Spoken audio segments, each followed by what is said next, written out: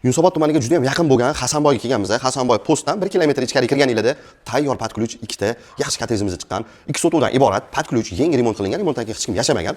Ko'rishingiz mumkin. Mana bunaqa chiroyli mana vidvijnoy darvozalar qilib qo'yilgan. Mana bu yerda mana bemalol bitta mashina qo'ysanglar bo'ladi.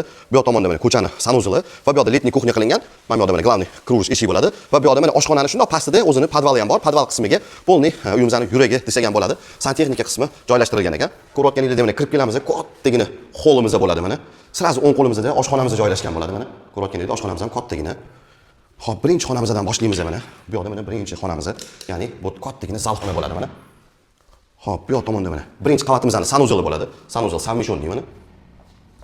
Xo'p, bu yoqda ikkinchi xonamiz, bu yoqni spalniy qilib qo'ysanglar bo'ladi bemalol va bu yoqda ham o'zini sanuzili bor mana.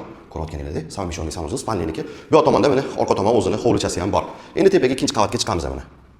Xo'p, ikkinchi qavatimizdan chiqamiz. Sirazi chap qo'limizda bitta spalniy xonamiz va o'zini garderobnisi ham bor bu yerda. Ko'rayotganingizda bu yoqda mana ikkinchi qavatimizning sanuzili bo'ladi mana. Va mana bu yoq tomonda yana bitta katta zal xonamiz. Xohlasanglar zal qilasizlar, xohlasanglar spalniy qilasizlar. Xo'p, bu yoq tomonda yana bitta spalniy xonamiz mana.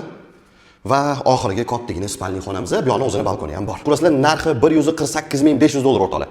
Pastdagi raqamlarga aloqaga chiqaverasizlar. Juda ham srochniy narx. Tayyor remontli 2 sotuvli 6 ta xona bunaqa narxga aniq topa olmaysizlar. Pastdagi raqamlarga aloqaga chiqaverasizlar. Videomiz yoqqan bo'lsa like bosinglar, sizlardan chiqmasin. Sizlar uchun maxsus salomat bo'linglar.